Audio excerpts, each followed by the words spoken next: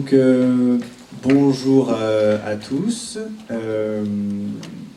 Je me présente, je suis Damien Sainte-Croix, le directeur adjoint de l'ARS des Landes, certains qui me connaissent déjà.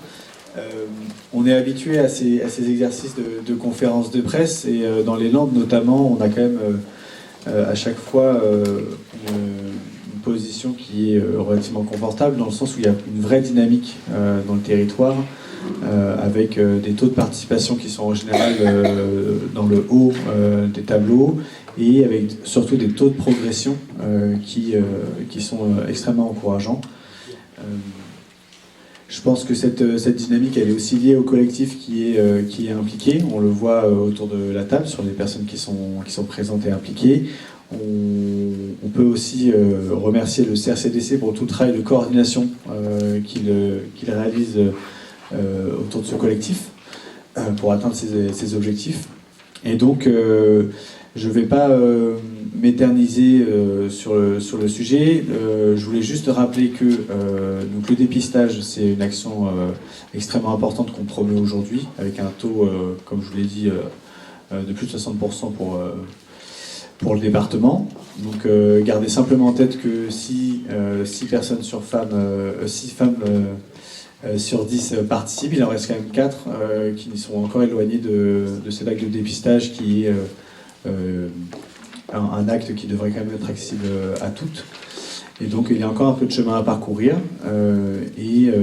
En plus de ce dépistage, il y a aussi toutes les actions pour en fait éviter que ces cancers apparaissent. Et donc c'est toutes les actions autour de la prévention primaire, qu'on appelle. Donc toutes les actions qui concernent l'alimentation, les consommations de tabac, d'alcool, qui sont des facteurs de risque aussi. Mais aussi toute l'action qu'on a menée sur la vaccination contre le papillomavirus dans les collèges, pour les populations de 5e. Donc on est vraiment sur une bonne dynamique sur cette problématique de cancer du col de l'utérus, avec à la fois les taux de dépistage, donc on repère très vite, on repère plutôt bien les cancers qui apparaissent, et une stratégie qui prend le problème à la source, avec une vaccination qui va empêcher l'apparition de ces cancers, et des actions en termes de conduite alimentaire ou de consommation de tabac ou d'alcool qui visent aussi à diminuer l'incidence. Donc voilà, je vous peut-être alors classiquement on se passe la parole les uns après les autres. Je vous propose de continuer dans ce sens-là en suivant l'ordre qui a été établi. Mais peut-être que ça vaudra le coup qu'on puisse essayer de rendre la chose un peu vivante et de rebondir peut-être les uns sur les remarques les uns des autres, si ça vous intéresse. Voilà. Eh bien, je vous remercie et puis je laisse la parole du coup à Monsieur Gondouet. Merci beaucoup Damien, merci beaucoup à l'ensemble des corps constitués, des professionnels, acteurs de santé, acteurs associatifs, des représentants des différentes CPTS, des médecins gynécologues, des administrateurs, administratrices d'ailleurs. Isabelle est présent aujourd'hui au sein de cette conférence de presse qui démontre l'union des forces dans ce département en faveur de cet enjeu important de la prévention et du dépistage des cancers. Alors juin vert, c'est effectivement un moment de visibilité extrêmement important qui doit nous rappeler l'enjeu de la prévention, l'enjeu du dépistage. Chaque année en France, le cancer du col de l'utérus touche plus de 3100 femmes et cause environ 1100 décès. Ce type de cancer pourrait néanmoins être évité dans 9 fois sur 10 grâce à 2 moyens de prévention complémentaires. Damien, tu l'as rappelé, c'est d'une part la vaccination contre les HPV dès 11 ans et d'autre part un dépistage régulier de 25 à 65 ans. Donc le dépistage du cancer du col de l'utérus permet chaque année de repérer 32 000 lésions cancéreuses ou précancéreuses et de les traiter avant qu'elles n'évoluent en cancer. Donc l'enjeu, c'est un enjeu qui est extrêmement important de détecter à un stade précoce ces différents cancers. Puisqu'il faut savoir aussi que en 20 ans, entre 1990 et 2023, quasiment en un quart de siècle, le nombre de cancers a doublé. On avait 600 cancers par jour en 1990. En 2023, on avait 1200 cancers par jour, soit 433 000 nouveaux cas, ce qui est extrêmement important. Et l'OCDE nous montre aussi que l'enjeu est d'autant plus important qu'au niveau mondial, il y aura plus de 35 millions de nouveaux cas de cancer d'ici 2050, soit une augmentation de 77% par rapport aux 20 millions de cas estimés. Donc la progression rapide et s'explique d'une part par le vieillissement et la croissance de la population, et puis également des évolutions relatives à l'exposition des facteurs de risque associés dans certains cas au développement socio-économique. Donc, et l'assurance maladie l'évoquera, j'en parle à un demi-mot, mais c'est la première dépense, l'assurance maladie. C'est 22,6 milliards d'euros chaque année. Donc c'est un montant qui est extrêmement important, et ce coût exponentiel va continuer à croître, et donc ça doit nous amener à réinterroger nos dispositifs, d'autant plus dans un contexte d'inflation des coûts thérapeutiques. C'est aujourd'hui les molécules onéreuses en faveur de la lutte contre le cancer sont extrêmement élevées. Donc on a un effet ciseau qui est là, qui est présent d'ores et déjà, avec un nombre de cancers en très forte augmentation, une part d'assurance maladie qui est de plus en plus élevée. Donc on a un défi collectif à relever dans chacun des départements, et dans le département des Landes, celui d'être dans une soutenabilité économique de notre système, permettant de pouvoir continuer à bénéficier de façon, je dirais, solidaire, mutualisée des mêmes soins, et puis aussi un enjeu qui est naturellement de pouvoir sauver un maximum de vies. Alors on a, quand on regarde un peu ce paysage un peu noir que nous avons avec ces coûts exponentiels, on a quand même deux facteurs d'espoir. Le premier, c'est la prévention primaire, puisqu'on sait que près de la moitié des cancers, 40% des cancers pourraient être évités, soit 170 000 cancers évitables chaque année, par des changements de comportement et de mode de vie. Pour le tabac, à hauteur de 20%, pour l'alcool, 8%, l'alimentation déséquilibrée et le surpoids. Donc on a des moyens d'agir, et on a des moyens aussi d'être chacun un ambassadeur de cette prévention primaire, la vaccination également, qui est un élément extrêmement important. En qualité de président de la commission CRSA prévention, j'ai justement, avec les membres de la commission, on avait souhaité l'inscrire comme un objectif de la CRSA en mai 2022, et le directeur général de l'ARS, Bruno Aiguade, avait pris le sujet à bras-le-corps pour le traduire de façon opérationnelle avec une mise en œuvre dans la région, et avec le succès que l'on connaît, parce qu'il y a une dynamique assez favorable. Donc prévention primaire, premier levier, et puis second levier que nous avons, c'est ce qui nous réunit aujourd'hui, c'est la prévention et le dépistage, qui sont les armes les plus efficaces contre les cancers les plus répandus. Il permet de détecter à un stade précoce la survenue d'une maladie, d'agir donc plus rapidement avec des soins moins lourds, moins invasifs, de sauver plus de vies, et donc de limiter l'incidence aussi sur l'économie générale du système de santé. Alors parfois, il faut qu'on travaille ensemble, et c'est ce qu'on essaie de faire dans les actions de Aller Vert qu'on développe sur le département. Et il faut qu'on travaille sur les croyances un peu limitantes, les peurs, comme si le test que l'on faisait était responsable de la maladie. On a cette crainte qui doit être démystifiée.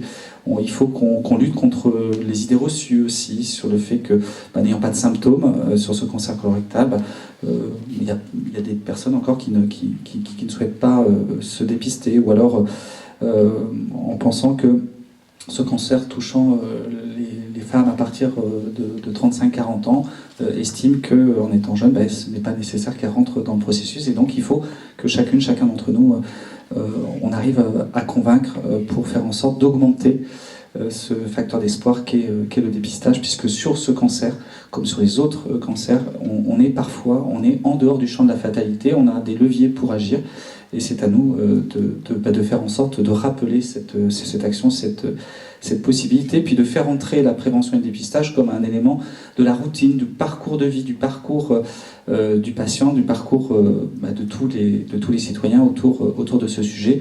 C'est le 4e cancer le plus fréquent chez la femme dans le monde, c'est le 7e en France. Il est presque 100% imputable à une infection chronique par des virus appartenant à la famille des papillomavirus, mais Isabelle en parlera de façon bien plus légitime que moi.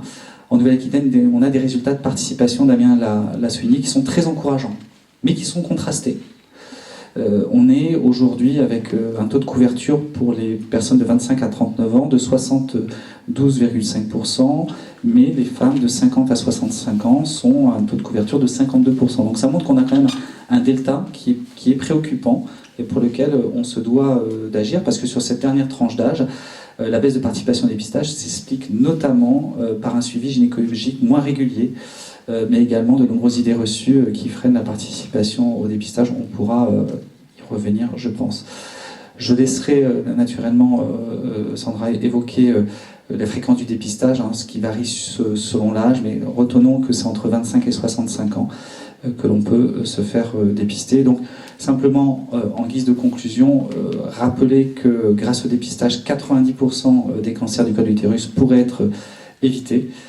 Plus un cancer du col de l'utérus est détecté tôt, moins les soins sont lourds, et puis ils permettent de préserver aussi la fertilité. Et ça aussi, il faut le dire, et que ici, dans le département des Landes, on a un taux de participation qui est aux alentours de 64,2%, bien au-dessus de la moyenne nationale. On n'a pas les chiffres stabilisés, mais la moyenne nationale, on peut estimer que c'est aux alentours de 55%. Donc ça montre qu'on est quand même dans un département et dans une région où ce dépistage est plutôt une bonne réussite, parce qu'on a une mise en réseau des partenaires et des acteurs de terrain, parce qu'on a aussi un élargissement du nombre de professionnels. Vous allez le voir avec personnes à table ronde, il y a des sages-femmes, il y a des gynécologues qui sont là, qui sont mobilisés autour de cet enjeu. Et puis parce que surtout, ici, dans le département, on a souhaité fédérer l'union des forces autour d'actions d'aller vers et de promotion de ce dépistage. Mais je vais laisser la parole, je crois que c'est à l'assurance maladie, c'est ça ? Arnaud, donc je laisse la parole. Oui. Merci beaucoup. Donc Arnaud Liaga, directeur adjoint de la Caisse primaire d'assurance maladie. Donc effectivement, il y a un virage, une accélération du virage préventif qui est demandé par l'État, concrètement à l'assurance maladie. C'est ce que je vais vous présenter. L'État, donc le ministère notamment de la Santé, il y a quelques années, a voulu remettre au centre de nos actions la prévention. Et c'est dans ce cadre, finalement, que j'interviens aujourd'hui. Donc l'assurance maladie s'est mise au travail et a proposé un schéma qui se résume en 3 points principaux. Le premier, c'est la mise en place d'un dispositif national d'invitation et de relance des invitations. Donc il y a eu un transfert du CRCDC vers l'assurance maladie pour organiser des invitations individuelles. Pourquoi ? Parce que le système d'information de l'assurance maladie permet d'aller assez vite. On a évidemment les coordonnées de tous les assurés. On a un compte Amélie pour la plupart des assurés, pour à peu près 70%, 80% des assurés. Donc on peut envoyer les invitations de manière automatisée sur les mails. On a des centres éditiques répartis dans tout le territoire pour pouvoir envoyer de manière massive, industrialisée, les courriers papier le cas échéant, donc pour ceux qui n'ont pas de compte Amélie. Donc cette stratégie d'envoi des invitations individuelles va pouvoir être affinée, bien sûr, en fonction de la situation des assurés. Et comme nous mettons à jour très très régulièrement nos bases, ça va permettre de lisser tout au long de l'année l'envoi des invitations, essentiellement sur le premier semestre, en fonction des modifications de statut des assurés, s'ils sont rentrés en ALD, s'ils ont déclaré un cancer en particulier, etc.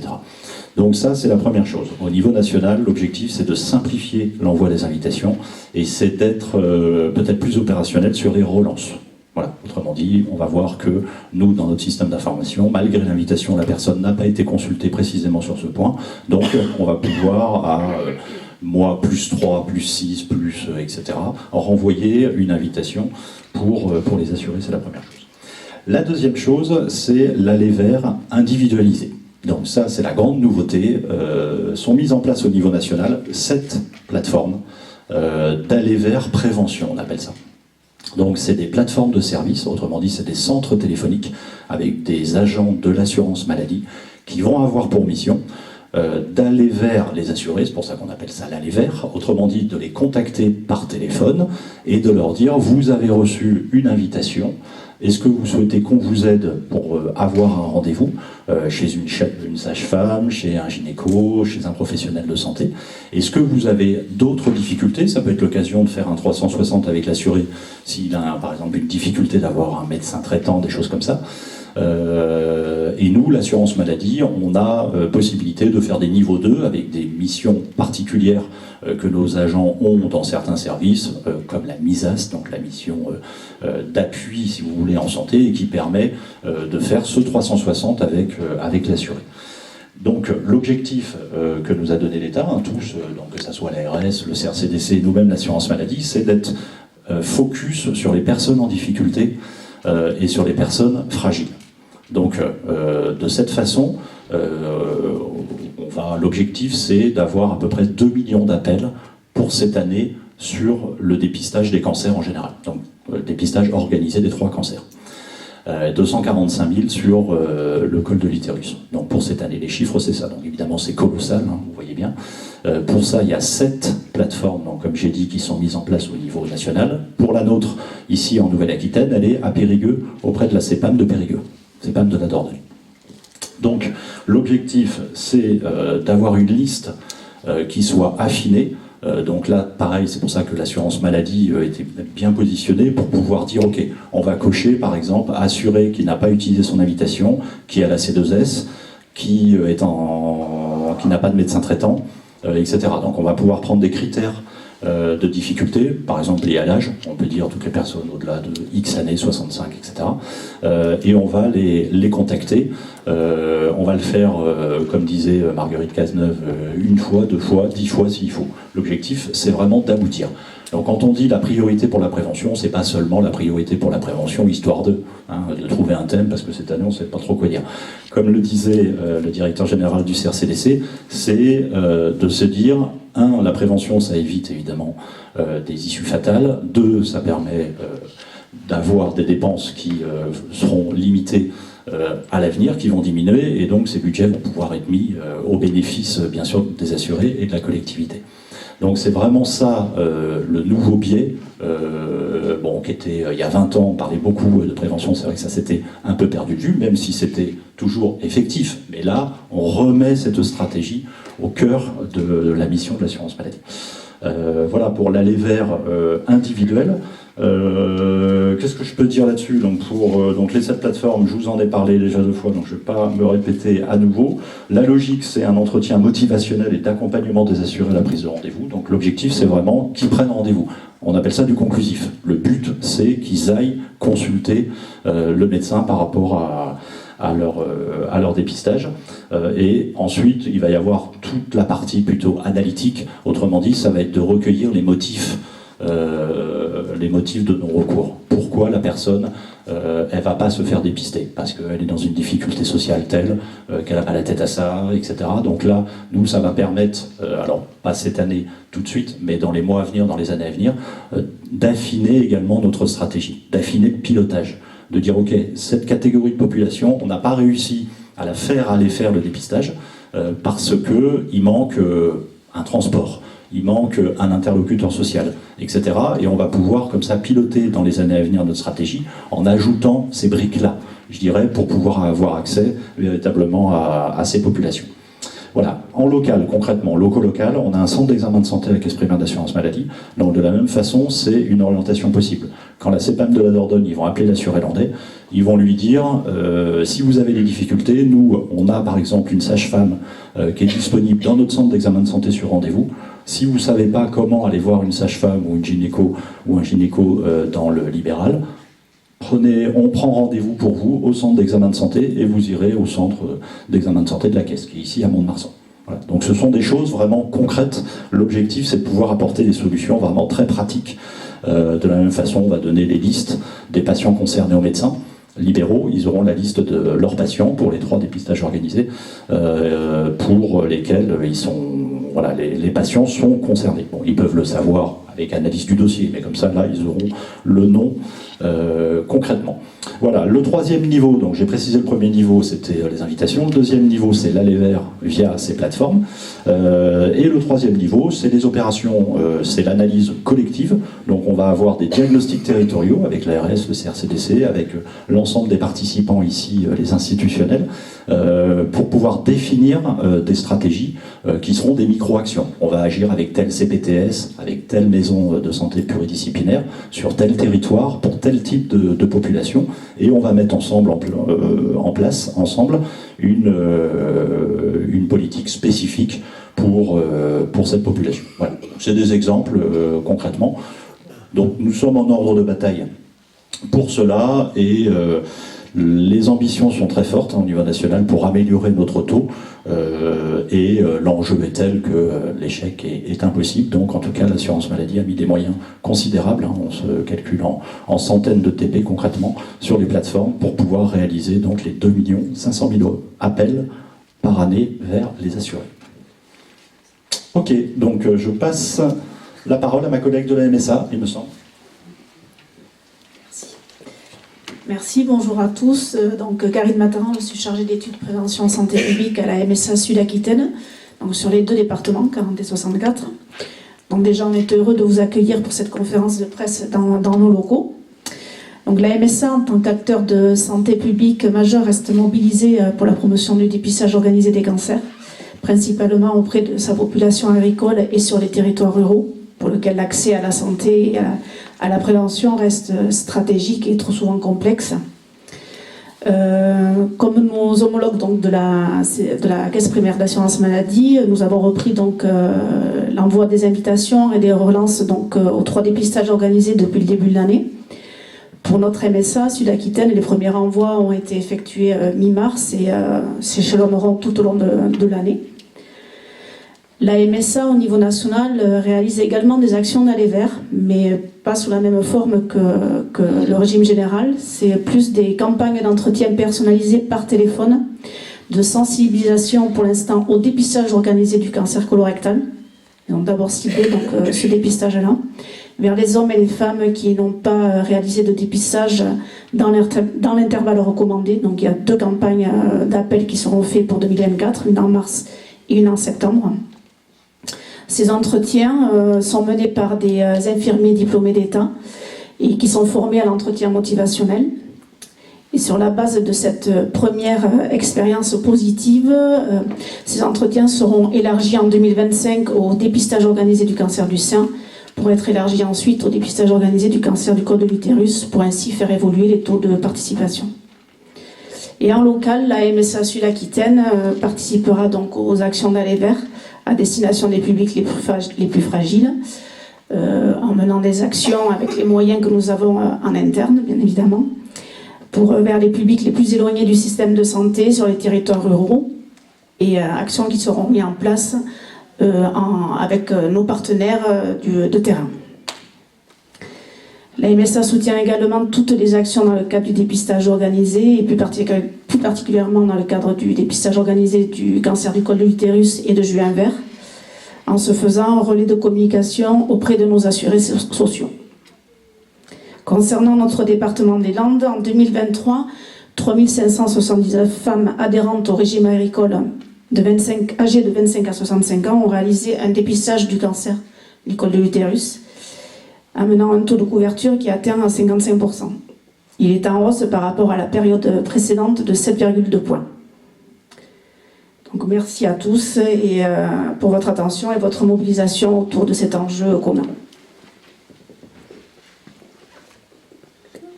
Oui, bonjour tout le monde, je suis donc Sandra Demey, je vous remercie tous de votre présence et notamment de la présence de notre marraine du Stade Montois, le Stade Montois Rugby section féminine qui est présente à nos côtés. Donc je vais vous parler un petit peu des chiffres du département. Donc pour l'année 2023, le taux de participation s'élève à 64,2%, un taux qui est très encourageant par rapport aux années précédentes, sachant qu'en Nouvelle-Aquitaine on est à 62% et en France on est à peu près à 59,7%. Un taux encourageant, mais néanmoins des disparités importantes, des disparités liées à l'âge. On voit que dans la tranche d'âge 25-29 ans, le taux de participation est à 85%. Ce taux chute après 50 ans, il passe à moins de 60%. Et après 60 ans, il chute encore à moins de 50%. Le dépistage est moins fréquent chez les femmes de plus de 50 ans pour diverses raisons, dont celle d'un suivi gynécologique moins régulier, mais également de nombreuses idées reçues qui freinent la participation au dépistage. Je vous rappelle que l'âge moyen du diagnostic est de 53 ans. D'autres disparités, ce sont les zones géographiques d'habitation. Les zones rurales sont sous-participantes avec un accès aux soins et aux structures de soins plus éloignées. Donc, afin de faire progresser ce taux de participation au dépistage du cancer du col de l'utérus, sur l'année 2023 et l'année 2024, en fait, le CRCD-CNA du site des Landes a développé diverses actions locales aux côtés des maisons de santé pluriprofessionnelles. Aujourd'hui, se lance à un niveau départemental.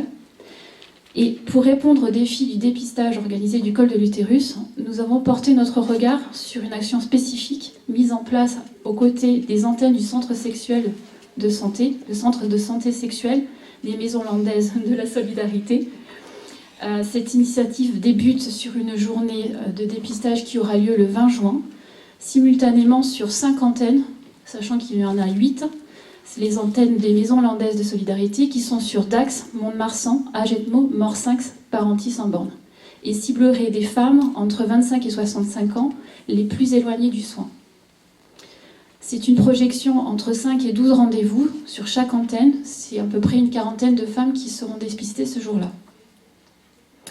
Pour ça, je vais donner la parole à Madame Sansou, qui est conseillère départementale, puis à Hélène, sage-femme de PMI. Ah, pardon, excusez-moi, docteur Petit-Breuil. Je vous prie de m'excuser. Je vous en prie. D'accord. Donc, je suis le docteur Petit-Breuil, je suis médecin gynécologue.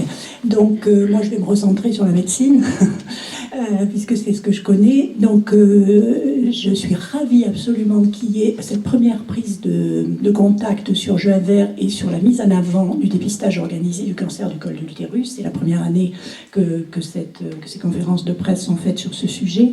Et ayant consacré toute ma vie professionnelle à la santé des femmes et à leur prise en charge globale, bien évidemment que le dépistage en fait complètement partie. Donc le dépistage individuel du cancer du col, il existe déjà depuis très longtemps et maintenant il y a un dépistage organisé qui est encore une avancée par rapport au dépistage individuel qui se faisait déjà depuis longtemps. Donc les chiffres, vous les avez eus. Moi je voulais vous dire, sur le plan scientifique, c'est-à-dire sur le plan scientifique, comment se développe un cancer du col, on est parfaitement OK. C'est étudié depuis des dizaines d'années, on sait parfaitement le papillomavirus, on connaît son histoire naturelle au papillomavirus et on sait parfaitement les souches, etc. Comment le papillomavirus va pénétrer dans les cellules, va pouvoir entraîner des modifications cellulaires qui, elles, vont entraîner des cancers, des lésions, d'abord des lésions précancéreuses et ensuite un cancer du col. Donc sur le plan scientifique, on est parfaitement OK. Sur le plan strictement médical, on est également parfaitement OK. C'est-à-dire que on sait parfaitement comment le dépister, comment ensuite le prendre en charge les patientes qui vont être avec des lésions graves, peu importe les lésions, mais on sait parfaitement les suivre. Donc sur le plan médical, tout est également OK. Donc, sur le plan institutionnel, vous avez vu toute la ribambelle, donc l'institution est parfaitement en ordre de bataille, comme l'a dit le monsieur de la CPAM. Donc maintenant, il n'y a plus qu'un paramètre, c'est les femmes. Le seul paramètre, c'est qu'elles viennent. Parce que tout le reste, c'est OK, parfaitement OK. On sait parfaitement comment va se développer un cancer. Donc, pardon. Voilà, il y en a quelques-unes. Donc je vous demande de faire le relais, parce que chacun peut faire le relais pour quelqu'un d'autre, bien évidemment, c'est pour ça que vous êtes là. Il faut qu'on cible les patientes de 25 à 65 ans, c'est elles qui font le dépistage, mais il faut aussi cibler toute la population, puisque c'est la population à côté qui peut dire à sa femme, à sa sœur, à sa petite fille, à sa compagne, avec qui il veut, d'aller se faire dépister. Parce que le but du dépistage, c'est quand même essentiellement de dépister les lésions précancéreuses. C'est le seul, et je dis bien le seul cancer qu'on peut dépister sur des lésions précancéreuses. Donc, si je fais un rêve, c'est pas compliqué, en une génération, et je dis bien ce que je dis, en une génération, si toutes les femmes se font dépister et que toutes les jeunes se font vacciner, c'est plié, il n'y a plus de cancer du col. Ça peut aller très vite, ce qui est bien sûr le seul cancer qui peut être dépisté de cette façon-là. C'est pas le cas des autres pour lesquels, évidemment, on fait plein d'actions et qui sont importantes, mais ça va être beaucoup plus compliqué d'éradiquer un cancer du sein, par exemple. Voilà, parce que quand on les dépiste, c'est qu'ils sont déjà là. Tandis que pour le col, on dépiste essentiellement, on dit dépistage du cancer du col, mais c'est surtout dépistage des lésions précancéreuses. C'est surtout ça qui nous intéresse. Donc, moi, j'ai coutume de dire que si une femme, lorsqu'elle est rentrée dans un cabinet médical, quand elle a fait la démarche, si elle n'a pas de cancer le jour où elle rentre, elle n'en aura pas. Parce qu'à partir du moment où elle va être prise en charge, les lésions précancéreuses n'évoluent pas très vite, hein, donc on a largement le temps sur les mois, les années de la prendre en charge d'une façon qui est parfaitement adaptée. On fait tous la même chose, on a des recommandations HAS qui sont extrêmement pertinentes sur le plan national et sur le plan international, hein, c'est les mêmes dans toute l'Europe et y compris aux États-Unis, au Canada, c'est exactement les mêmes, ou en Australie aussi, donc c'est parfaitement pris en charge. Donc la dame qui rentre, qui fait sa démarche, soit elle a malheureusement un cancer du col au moment où elle rentre, mais si elle n'en a pas, eh bien, et qu'elle se fait suivre, hein, qu'elle vient tous les 3 ans, tous les 5 ans, et qu'elle suit ce qu'on lui dit, mais en général, une fois qu'elles sont rentrées et qu'on les surveille, elles viennent, hein, il n'y a pas de problème. En fait, c'est la première fois où il faut qu'elles viennent. Donc voilà, le paramètre, il est la patiente, parce que tout le reste, c'est pris en charge. Et en plus, elle aura quand même le petit plus, puisque le dépistage qu'elle va faire en faisant ce prélèvement cervico-utérin va permettre une consultation générale qui fait qu'on ne va pas faire que le frottis, mais faire la prise en charge globale de la femme. Donc ça, c'est le petit plus. Donc voilà, c'est le seul cancer qu'on peut éradiquer. Donc maintenant, c'est à vous.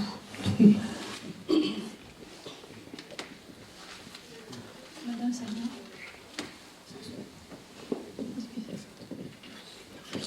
Merci. Bonjour à toutes, bonjour à tous. Donc moi, Salima Sensou, donc je représente le conseil départemental et particulièrement monsieur le président du conseil départemental, Xavier Fourtinan. Moi, je voulais juste affirmer ou réaffirmer l'engagement du département dans tout ce qui est santé autour des femmes. Déjà, vous en avez parlé, les maisons hollandaises de la solidarité, et j'ai des professionnels qui vont pouvoir en parler, que nous accompagnons mais dès le plus jeune âge, parce qu'on accompagne aussi les mineurs pour justement cette prévention. Alors le dépistage, c'est dans un deuxième temps, mais c'est surtout dire que nous sommes engagés auprès à la fois des associations qui œuvrent autour des questions de femmes et à la fois partenaires avec tous les professionnels. Docteur, vous avez posé une question et puis je vais me permettre d'y répondre parce qu'en tant que femme de 53 ans, que font les femmes? Comme on dit, quelquefois, c'est pas celles qui donnent le plus de conseils qui les mettent en œuvre. Avant de venir, je me suis renseignée auprès de 5 femmes que je connais. Juste 5 femmes autour de moi. Je me suis dit, tiens, je vais quand même faire ma petite enquête, mais tout proche, sur les 5 femmes. Depuis quand se sont fait dépister, ou alors depuis quand elles ont vu une gynécologue, etc. Alors j'ai pris bien sûr des femmes de mon âge à peu près, parce que c'est les copines du même âge. Et je me rends compte que moi, ça fait 6 ans pratiquement que je suis pas allée voir une gynécologue pour me faire dépister. Et les copines autour, du même âge, on s'est rendu compte que pareil, ça fait 4, 5, 6 ans, parce que à 53 ans, à partir de 49 ans, on est à fond dans la vie de tous les jours. Et prendre un rendez-vous qui prend 2 ou 3 mois, on finit par oublier. Je dis 6 ans, j'exagère, hein, c'est 5 ans. Mais j'ai dit ça parce que comme ça j'ai 53 ans. J'ai 53 ans, c'est pour réveiller un petit peu sur le côté un peu théâtral. Si on dit 6 ans, ça choque tout le monde, sachant que la limite c'est 5 ans. Non, ça fait vraiment 5 ans. Et du coup, j'ai posé la question. Je lui ai dit, mais pourquoi vous n'êtes pas allé? Une m'a dit, en fait, j'ai loupé le rendez-vous parce que ça faisait 3 mois pour avoir le rendez-vous. Une autre a dit, j'ai totalement oublié. Et 3 autres, il y avait des freins qui sont des freins de la langue. Il y avait des freins qui sont prendre vraiment conscience que c'est hyper important. Et tout ça, en fait, tout à l'heure, monsieur, vous avez parlé de aller vers. Certes, aujourd'hui, on est tous ensemble et je vous remercie vraiment qu'on soit un collectif qui œuvrons tous dans le même sens. Mais il y a des publics qui sont vraiment fragiles, vers qui il faut aller, mais pas seulement de façon téléphonique. C'est réellement, il y a des gens qui vont vers, c'est-à-dire aller accompagner les femmes en situation de handicap, les femmes qui ne parlent pas forcément la langue, les femmes avec d'autres problèmes, problèmes sociaux et autres, qui dans leur listing de quelles sont les priorités, celui-ci, je pense qu'il arrive après le dernier. Après la dernière des priorités. Donc c'est vrai que je vous remercie et je salue tout l'effort qui va être fait, et j'alerte juste que c'est vrai que nous, avec les maisons hollandaises de la solidarité, c'est ouvert à toutes les femmes, à mineurs, majeurs, toutes conditions, et vraiment il y a un suivi qui est fait, mais peut-être qu'il y en a aussi qui passent à travers les mailles. Donc comment collectivement on va être toujours en veille et attentive à aller vers ces femmes-là qui n'ont pas cette connaissance, qui n'ont pas cette... Vous parlez de santé tout à l'heure, de bien manger, tout ce qui permet à toutes ces femmes d'être en bonne santé et de suivre aussi leur corps. Ben, il y a des femmes pour qui c'est pas une priorité parce que tout simplement méconnaissance et parce qu'il y a d'autres problèmes. Donc merci d'en avoir tenu compte, c'est très bien. Je me fais le relais, et je vais plutôt passer la parole aux professionnels. Merci beaucoup. Donc moi je suis Hélène, sage-femme de protection maternelle infantile du Conseil départemental des Landes.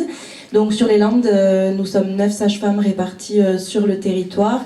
Et donc parmi nos nombreuses missions de sages-femmes de PMI, on retrouve le suivi gynécologique de prévention. Donc pour nous, le suivi gynécologique de prévention, c'est accompagner les femmes dans tous les âges de leur vie, dans le cadre de la physiologie, donc entre guillemets quand tout va bien. Et si à un moment nous basculons dans de la pathologie, nous réorientons les patientes vers des médecins qui sont pour nous des partenaires essentiels à notre quotidien. Donc les différentes étapes de la vie d'une patiente dans nos centres de santé sexuelle, c'est des patientes qui sont dès leur minorité, des premiers rendez-vous de mise en place de contraception, de dépistage de maladies sexuellement transmissibles. Dans les Landes, toutes les classes de 3e, tous les élèves de 3e, chaque année scolaire, ont une visite de notre service sur 1 à 2 heures pour pouvoir faire une information de la prévention. Et dès ces infos scolaires-là, nous abordons le dépistage. Je ne sais pas pour tout de suite, mais en tout cas, on parle déjà du papillomavirus, du cancer du col de l'utérus à l'horizon 15 ans. Ils se sentent pas toujours très concernés, ou au contraire, ça peut être un peu anxiogène, donc on essaie de faire attention. Mais voilà, on parle déjà de la vaccination à ces classes-là, puisqu'ils sont vraiment le public cible. Alors, c'est pas eux qui prendront en général la décision de se faire vacciner, mais on leur propose d'en parler avec leurs parents quand ils rentreront à la maison le soir. Nous, au sein des centres de santé sexuelle, on vaccine les jeunes en fonction des dépistages, et ensuite, évidemment, puisque nous accompagnons les patientes au cours de leur vie, arrivées 25 ans, nous pouvons évidemment réaliser le dépistage. Certaines patientes viennent avec leur carton d'invitation et elles savent pourquoi est-ce qu'elles viennent. D'autres patientes n'ont pas du tout entendu parler du dépistage, certaines même pas du cancer du col de l'utérus. Donc, lors de ces consultations-là, on leur explique l'intérêt du dépistage, on leur explique comment se déroule le dépistage. Des fois, c'est un peu anxiogène pour les patientes parce que c'est l'inconnu. Il y a aussi une question de la pudeur, se déshabiller devant une personne qu'on ne connaît pas, ça peut être difficile. Donc, c'est rarement un problème. Soit le dépistage est fait tout de suite, certaines disent bon, les temps qu'on y est, on va le faire, ou d'autres patientes préfèrent revenir dans un second temps, dans une deuxième consultation, et ça, c'est vraiment pas un problème. Voilà. Pour nous, c'est important qu'il puisse y avoir une première prise de contact, et ensuite, éventuellement, une deuxième consultation pour pouvoir réaliser l'examen. C'est important de rappeler aux patientes que c'est un acte qui est rapide, qui est quasiment indolore, évidemment qui est toujours fait dans le respect de la pudeur, dans le respect du consentement évidemment. Et c'est vrai que là ces derniers temps, j'ai pas mal de patientes d'un peu plus de 50 ans qui arrivent avec, pour la majorité, qui n'ont vu personne depuis leur accouchement. Voilà. Finalement les jeunes, c'est plus facile de faire le dépistage parce qu'elles ont besoin d'une contraception, qu'ensuite arrive une grossesse, donc on est suivi pour sa grossesse. Et une fois qu'on bascule dans la parentalité, comme disait Salima, on est la dernière des priorités et puis ça s'arrête comme ça. Donc voilà.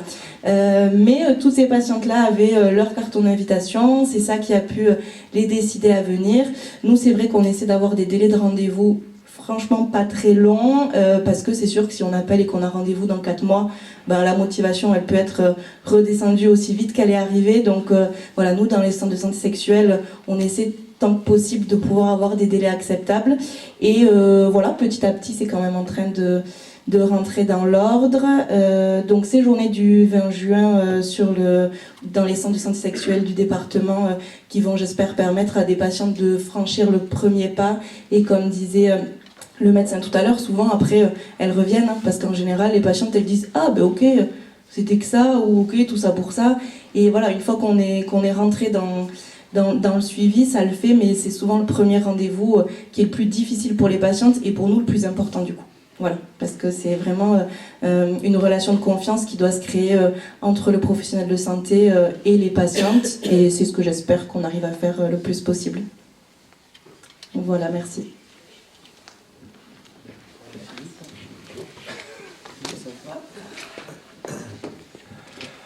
Bonjour, je suis Philippe Rémuson, donc je suis président du comité des Landes de la Ligue contre le cancer. Je remercie la MSA pour son accueil et le CRCDC et le site 40 en particulier de l'invitation et de me donner la parole. Tout a déjà été plus ou moins dit, donc ça va être un peu des redites, mais en France, M. Gandouille l'a rappelé, il est estimé que 40% des cancers sont évitables en modifiant certaines habitudes, notre mode de vie et nos environnements, en agissant sur les facteurs de risque notamment. C'est le domaine de la prévention primaire et le comité des Landes de la Ligue contre le cancer, par l'intermédiaire de sa chargée de mission en prévention, Emma Miremont, et de ses bénévoles qui sont formés, s'emploie sans relâche à informer et à promouvoir cette prévention auprès de tous les publics, de tous âges et tout au long de l'année. Information et sensibilisation du public pour donner à chacun les meilleures chances de se prémunir d'un cancer. Réalisation d'actions d'éducation à la santé en milieu scolaire pour de bons comportements de santé. Développement et promotion des environnements favorables à la santé afin d'encourager des comportements et des styles de vie sains. Structuration et déploiement d'actions de prévention collective à toutes les échelles territoriales, en entreprise, dans les milieux de vie, auprès des publics précaires ou handicapés. En matière de cancer du col de l'utérus, on va pouvoir citer comme facteur de risque essentiellement le papillomavirus, on vous en a parlé, le tabagisme, et puis d'autres facteurs sur lesquels pourra un peu moins agir, rapport sexuel à un âge précoce, multiplicité des partenaires, multiparité, usage d'une contraception orale et immunosuppression, avec certaines infections comme le VIH. Mais on pourra particulièrement agir sur le tabagisme, qui est un facteur direct cancérigène, mais aussi un cofacteur de risque d'infection par le papillomavirus, et bien sûr par la vaccination contre le papillomavirus, seul vaccin contre le cancer, et le comité des Landes s'implique là aussi par une large information des jeunes au niveau des collèges et des lycées, et aussi par mon intermédiaire dans la vaccination pour les élèves de 5e, puisque je suis vaccinateur dans les collèges de façon bénévole. Et j'explique volontiers qu'on va protéger contre des cancers, mais à l'adolescence, le cancer, il est loin. Donc je leur explique aussi qu'on peut les protéger contre des verrues mal placées. Ça parle mieux aux adolescents. Alors l'enjeu est important, puisque comme vous le savez, les pays ayant instauré cette vaccination systématique pour les adolescentes et les adolescents sont arrivés à pratiquement éradiquer le cancer du col de l'utérus. Ça n'empêche pas qu'auprès des adolescentes, j'insiste sur le fait qu'elles doivent continuer, même si elles sont vaccinées, à se faire dépister, car elles en auront l'âge. En matière de prévention secondaire, la Ligue contre le cancer fait la promotion des dépistages organisés, en particulier celui du cancer du col de l'utérus, en s'associant avec le CRCDC dans des actions de terrain, en lien avec les CPTS et les MSP, les infirmières azalées et les divers professionnels de santé, notamment les pharmaciens. Comme on vous l'a dit, c'est 3100 cancers du col et 1100 décès qui pourraient être évités, mais le dépistage, et Mme Petit-Breuil l'a rappelé, permet aussi par la recherche du HPV de détecter plus de 30 000 lésions précancéreuses qui pourront être traitées si nécessaire et ne pas évoluer vers un cancer. Dernière action du comité des Landes en matière de prévention, c'est qu'elle contribue à la recherche financièrement, à la recherche en prévention et notamment auprès de l'équipe du professeur Alla, équipe labellisée par la Ligue nationale, qui mène une étude de recherche interventionnelle en santé des populations visant à produire des ressources méthodologiques et des outils en direction des professionnels de santé, des décideurs et à réduire les inégalités de santé par la prévention. Voilà résumé les actions de la Ligue contre le cancer, et le comité des Landes souhaite continuer sa collaboration avec les instances et les autres associations. Merci.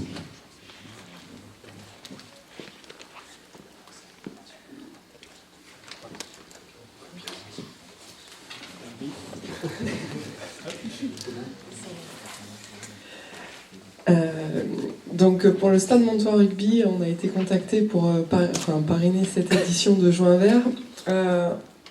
Alors comme vous vous en doutez, je ne vais pas rentrer dans le médical et les chiffres à ce sujet. Mais nous, forcément, par notre activité, il y a longtemps que la prévention primaire, c'est notre cœur de sujet. Hein, la lutte contre le tabagisme, l'alimentation, etc. C'est propre à notre activité de club de rugby. Et on a été particulièrement touchés par ce contact pour lancer un peu plus de communication sur la deuxième étape, sur la prévention secondaire, via le dépistage, parce qu'aujourd'hui on a une section féminine donc, qui accueille des jeunes filles, mais aussi des adultes. Et on a surtout beaucoup de mamans du coup autour de nous, et on espère pouvoir communiquer fortement auprès d'elles sur le sujet. Parce qu'on accueille des enfants qui ont de 5 à 23 ans, donc ça fait beaucoup de mamans autour de nous, d'âges très différents. Et on espère que notre parrainage de cette action de Juin Vert va permettre de toucher beaucoup de femmes landaises, parce qu'on n'a pas que des enfants de Mont-de-Marsan, on a un peu plus large. Et donc on remercie d'avoir pensé à nous, et on espère que ça portera ses fruits.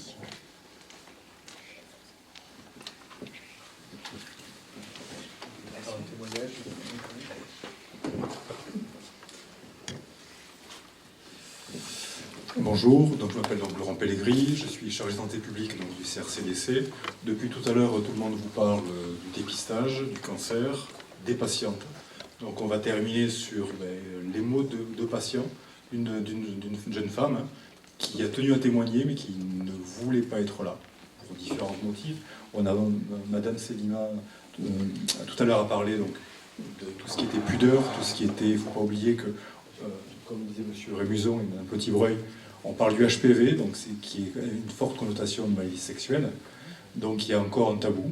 Donc je vais me faire sa voix, à défaut qu'elle soit là elle-même. Et bien que je sois un homme, et justement, et d'autant plus, oui je suis un homme, mais j'ai aussi une compagne, j'ai un garçon, mais qui a un âge et qui s'est fait vacciner, parce que c'est important. Donc les témoignages se lient en ces quelques mots. Je m'appelle Audrey, j'ai 44 ans, je ne peux pas être présente parmi vous, mais j'ai accepté que mon témoignage soit lu, car je souhaite aujourd'hui partager mon expérience pour encourager toutes les femmes à se faire dépister régulièrement. À 30 ans, lors de mon premier dépistage du cancer du col de l'utérus, on a détecté la présence du HPV. Cela m'a conduit à faire une colposcopie, un examen qui permet de mieux voir le col de l'utérus à l'aide d'un microscope spécial. Les résultats ont montré des cellules cancéreuses et j'ai dû subir une conisation, une petite intervention chirurgicale pour enlever une partie du col affecté. À ce moment-là de ma vie, j'allais me marier et rêver de fonder une famille, d'avoir des enfants. L'annonce fut très dure à encaisser, mais les médecins étaient positifs. Ils m'ont expliqué qu'il c'était juste un petit risque de fausse couche ou d'accouchement prématuré, mais que ma fertilité ne serait, elle, pas remise en cause. Je ne sais pas si c'est eu un lien avec ce qui m'était arrivé avant ou pas, mais j'ai eu du mal à tomber enceinte après cet épisode. Avec patience, persévérance, nous y sommes finalement parvenus.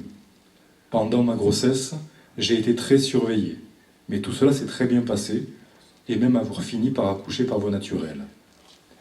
Ce que l'on n'avait pas dit, c'est que tout s'était remis en place après l'accouchement, et 13 mois plus tard, j'ai donné naissance à notre petit bébé, un véritable cadeau. Non seulement j'ai évité le pire grâce au dépistage, mais j'ai aussi réalisé mon rêve, celui d'avoir des enfants. Aujourd'hui, ils ont 8 et 9 ans, et tout va bien. En parlant de mon expérience autour de moi, j'ai découvert que je n'étais pas la seule dans ce cas-là. Plusieurs de mes connaissances ont vu leur test de dépistage au papillomavirus revenir positif. Toutes n'ont pas eu de lésions cancéreuses, mais car certains HPV ne dégénèrent pas en cancer. C'est en réalité des choses dont on parle peu. Nous sommes nombreuses à avoir des papillomavirus. L'important, c'est de se faire surveiller régulièrement. Je sais maintenant combien il est crucial de ne pas négliger ces rendez-vous au dépistage organisé. J'ai eu de la chance, et je suis consciente que sans ce dépistage, ma vie aurait été très différente, et que je veux que tout le monde l'entende.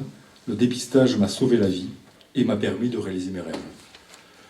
Je pense que depuis tout à l'heure, on vous parle de dépistage, on vous parle de professionnels de santé. Le principal, il ne faut pas oublier qu'on parle de femmes. On parle certes de patientes, mais on parle de femmes, de vie, d'expérience de vie, d'espoir, de rêve, réalisé ou brisé. Et c'est aussi pour ça qu'on est là, afin de promouvoir tout simplement le dépistage, parce que c'est le cœur de notre métier, et c'est surtout, on parle de vie de patient. En ce qui me concerne, je terminerai là, et si quelqu'un veut clore. Bravo à Audrey.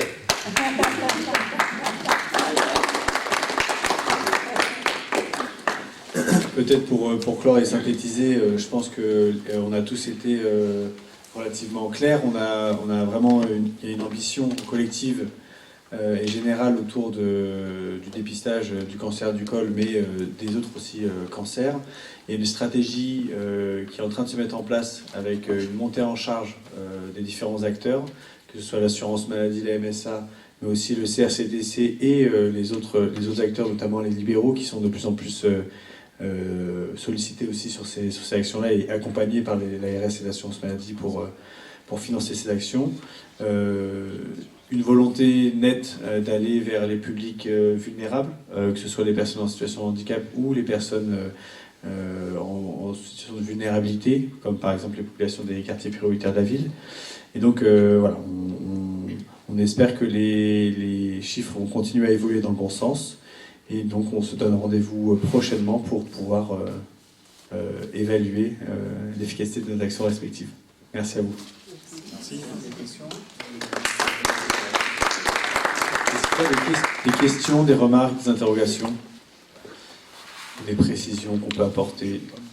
Comment vous expliquez aux garçons qu'ils doivent aussi se faire vacciner ou dépister? Alors je peux laisser la place à la médecin. Pour qu'une femme elle attrape un papillomavirus, il faut que quelqu'un lui ait donné. Donc c'est 50-50. Donc voilà. D'abord, c'est la première chose, c'est pour éviter les transmissions, hein, comme ça a été fait très parfaitement pour la Covid, hein, où on a bien expliqué aux gens qu'il fallait se vacciner parce qu'il y avait quand même un impact santé publique et pas uniquement l'impact individuel. D'accord ? Mais ensuite, il y a aussi l'impact individuel pour les garçons. Tout à l'heure, il a parlé des verrues mal placées. Hein, donc, chez les garçons, il peut y avoir des verrues mal placées. Mais et il y a également, on en parle beaucoup moins, c'est pas le sujet d'aujourd'hui, mais là aussi, ça va monter en puissance, c'est le nombre de cancers chez les garçons qui vont être développés à partir du papillomavirus, en particulier au niveau de l'anus et au niveau de la gorge. Celui qui en a parlé le plus, c'est Michael Douglas, puisqu'il a eu un cancer de la gorge dû à un papillomavirus. Et c'est un homme, voilà. Donc c'est lui le premier qui en avait parlé. Donc les garçons, à titre de dépistage global et à titre individuel, il faut impérativement qu'ils soient vaccinés. Jusqu'à maintenant, on avait l'autorisation de les vacciner. La seule chose qui a été améliorée, c'est la prise en charge par la CPAM du remboursement de la vaccination. Mais sinon, depuis le début, on a le droit. Donc nous les gynécos, on vaccinait nos garçons, puisqu'on avait le droit de les vacciner. C'était simplement que ce n'était pas pris en charge. C'est une vaccination qui coûte relativement cher. Donc pour les parents, c'était difficile de le prendre en charge. Maintenant, c'est pris en charge par la CPAM, donc on peut vacciner les garçons. Est-ce qu'il existe des tests de dépistage, donc du coup pour les garçons? Non, chez le garçon, pour l'instant, il n'y a pas, on va dire entre guillemets, suffisamment de cancers. Quand même, heureusement, le cancer anal et le cancer de la gorge restent encore un cancer relativement peu fréquent. Je dis pour l'instant, donc on ne fait pas de tests de dépistage parce que ça ne serait pas, on n'a pas défini encore de circuit de dépistage. Donc ça n'existe pas sur un plan organisé. Hein. Bien évidemment qu'un homme qui lui a des symptômes doit aller consulter, bien sûr. Moi, dans la vaccination des collégiens, j'ai l'habitude de dire aux garçons qu'en se faisant vacciner, ils protègent les filles déjà.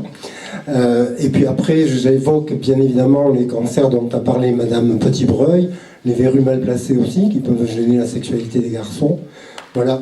Donc ça, c'est quelque chose qui est vraiment en train de rentrer dans les mœurs. Moi, j'ai participé à une réunion sportive à Ichoux, et c'était du handball, et il y avait des équipes de moins de 15 ans. Et là, j'ai interviewé toutes les équipes, et tous savaient ce qu'était le HPV, et tous étaient dans la vaccination, première dose, ou dose complète pour les filles, parce que les garçons sont un peu en retard. Hein. Oui, alors du coup, pourquoi il y a un parrain Stade Montois Rugby, et pourquoi il n'y a pas tous les clubs landais financés par le département, par exemple? Une petite précision sur la HPV. Donc en ce moment, il y a depuis 1 an donc une campagne en classe de 5e pour la vaccination HPV, donc pour les filles et pour les garçons, qui est réalisée par l'État, par l'ARS, donc avec des opérateurs en local. Donc c'est le CH, enfin les centres hospitaliers de Dax, de Mont-de-Marsan et la Caisse primaire d'assurance maladie. Donc on s'est réparti les collèges concrètement. Et on va dans les collèges publics pour réaliser donc les 2 doses. Donc la première dose a été administrée, on va dire, pour les volontaires. Bien sûr, c'est sur la base du volontariat, entre octobre, novembre, décembre de l'année dernière. Et là, on est en train de faire la seconde dose jusqu'en juin. Donc ça veut dire que sur tout le territoire, les opérateurs, en général les CH et les centres de vaccination locaux, sont allés donc dans les collèges, essentiellement publics, pour proposer cette vaccination et la réaliser. Concrètement, c'est un médecin, une infirmière, une secrétaire de la CEPAM et du CH, donc ils sont allés pour faire. Donc ça veut dire qu'il y a en libéral, effectivement. Alors bon, c'était remboursé, je pense, il y a quelques temps, maintenant c'est à 100%. Et dans les collèges, c'est pris en charge à 100% dans les collèges, donc il n'y a pas d'avance de frais, il n'y a rien du tout.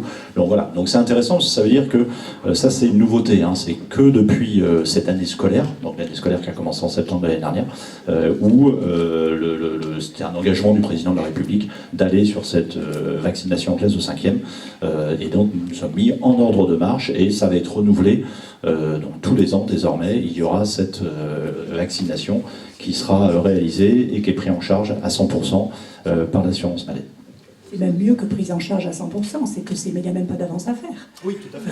C'est sans avance de frais. C'est sans avance. Mais il faut quand même le payer au bout du compte, on nous envoie les factures.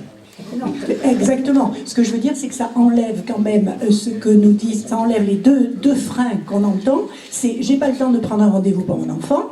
Là, c'est sur son temps scolaire, donc il n'y a pas de problème.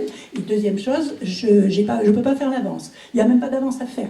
Donc là, il n'y a vraiment aucune raison. Et je vous avoue que quand même, on est un peu déçus parce que c'est sur la base du volontariat. Bien évidemment, volontariat, ça veut dire c'est pas exactement le volontariat parce qu'il faut l'agrément des parents, puisque l'enfant est mineur, il faut l'agrément des parents, et que malheureusement, il y a beaucoup de parents qui refusent.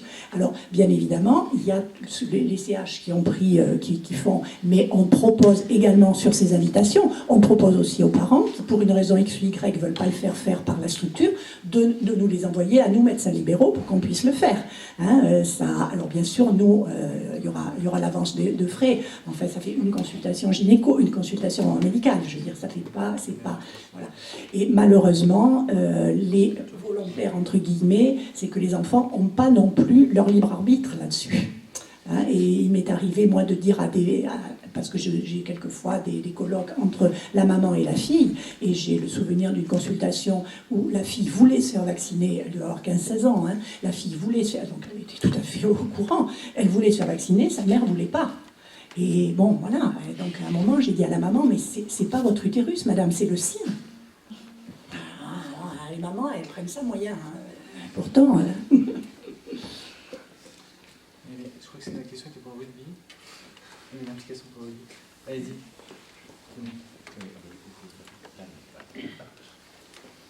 Non, mais je vais avoir du mal à parler pour les autres sports en fait. Nous, on est très heureux d'avoir été contactés et de pouvoir sensibiliser nos joueurs et nos joueuses. Mais comme je vous le disais, l'idée c'est d'en parler plus largement et d'utiliser notre rayonnement sur le territoire pour en parler aussi bien aux mamans de joueurs, de joueuses, qu'aux supporters qu'on peut avoir, et on espère toucher et relayer cette campagne au maximum. Moi j'ai juste une petite question, s'il vous plaît. C'était pour savoir le vaccin. Jusqu'à quel âge en fait on peut se faire vacciner C'est très clair. L'AMM est parfaitement claire, elle est de 11 jusqu'à 19 ans, donc au jour des 20 ans, l'AMM s'arrête. Voilà, donc ça n'a plus... voilà, c'est clair, c'est jusqu'à 20 ans. Mais bien évidemment, on s'est rendu compte, et il y a une étude très récente qui vient de sortir sur les jeunes filles écossaises, c'est quand même le mieux, c'est ce qu'on demande là actuellement, c'est entre 11 et 14 ans. Surtout de le faire avant 15 ans, parce qu'on s'est rendu compte que l'immunité était la meilleure à ce moment-là. Donc 2 vaccins, même peut-être qu'un seul bientôt va suffire, parce que l'immunité est tellement bonne avec un système système immunitaire qui marche tellement bien que si on vaccine chez les très jeunes, chez les 11-14 ans, ça marche très très bien. Et en Écosse, ils ont sorti sur le journal anglais là, britannique de médecine, ils sont arrivés, toutes les filles vaccinées, il y en a, elles, 100% n'ont pas développé de cancer. On est à 20 ans maintenant derrière, hein, parce que le vaccin, ça fait un sacré bout de temps. En Australie, ils n'ont plus de cancer, hein, terminé. Donc voilà. Mais pour répondre à votre question, c'est jeune, le mieux. J'avais aussi une question par rapport aux personnes transgenres, notamment aux hommes transgenres qui sont aussi susceptibles de développer un cancer du col de l'utérus. Est-ce qu'il y a certaines choses qui sont mises en place ou non par rapport à votre campagne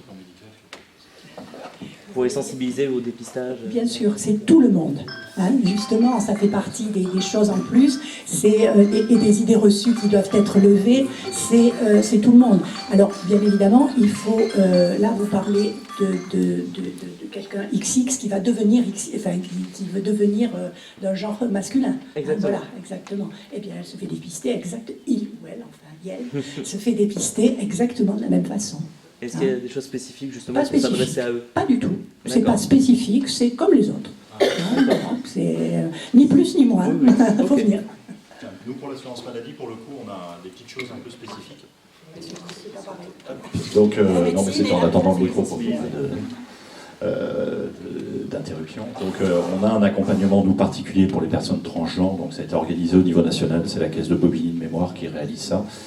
Et donc, ils contactent une plateforme et ils ont des conseils vraiment personnalisés. Ça a été mis en place, ça a été demandé pareil par le ministère. Donc, on l'a décliné au niveau de l'assurance maladie avec une plateforme nationale pour répondre de manière attentionnée, particulière aux personnes transgenres. Alors, je ne parle pas de la partie médicale, hein, mais c'est de la partie accompagnement, donc assurance maladie, qui inclut le côté social, donc pour mise en contact avec des associations, etc. Ok. Merci.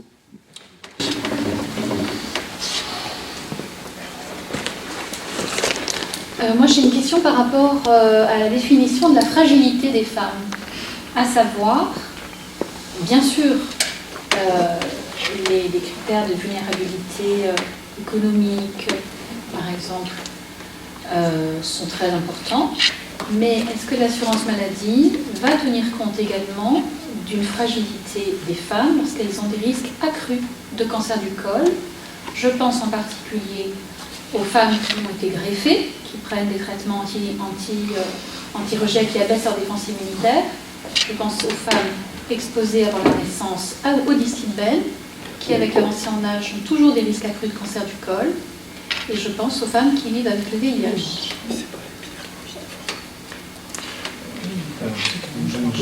Je vais vous laisser répondre, mais en fait, sur ce sujet, en fait, il y a une prise en charge qui est globale, en fait, qui est une exposition ou pas. C'est pas l'assurance maladie, en fait, qui va déterminer le degré de prise en charge. Ça sera pris en charge et après, c'est le médecin, en fait, qui définit une qualité de prise en charge qui peut être différenciée suivant l'exposition au risque. Et la couverture sera beaucoup plus précise. On le voit également sur le dépistage du cancer du sein, où il peut y avoir des prises en charge ou des accompagnements qui sont spécifiques suivant l'exposition au risque et suivant les antécédents relatifs à cette personne, mais ce n'est pas, je dirais, le régime d'assurance maladie qui va, je dirais, définir des éléments d'accompagnement spécifiques. C'est plus le médecin traitant, suivant la pathologie, suivant les antécédents qui vont déterminer, les médecins qui vont déterminer cet accompagnement. Alors, je pensais en fait aux campagnes d'appel d'aller vers en fonction des fragilités des femmes. Oui. Est-ce que ces critères-là peuvent être pris en compte ou pas? Alors, concrètement, pour les premières campagnes. Donc, pour les premières campagnes, il n'y a pas de critères de ce type-là à ce jour qui soient définis pour cette année. D'accord ? Pour l'avenir, l'objectif, c'est de réaliser des diagnostics territoriaux qui peuvent prendre en compte des éléments liés à la santé environnementale.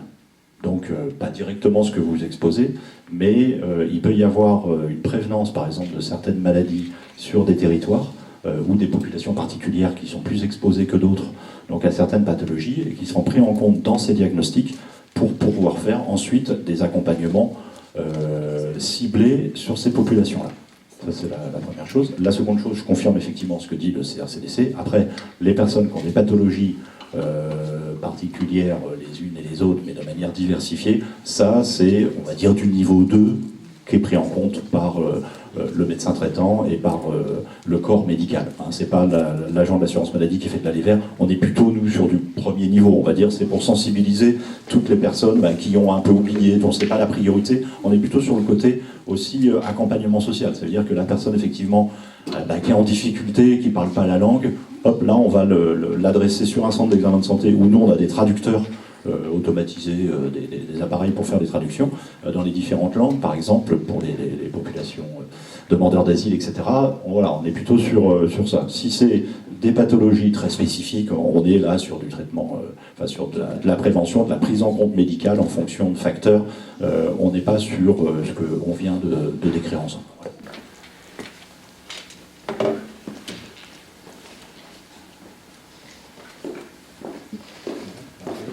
Marita, je vous remercie du coup. Merci à tous.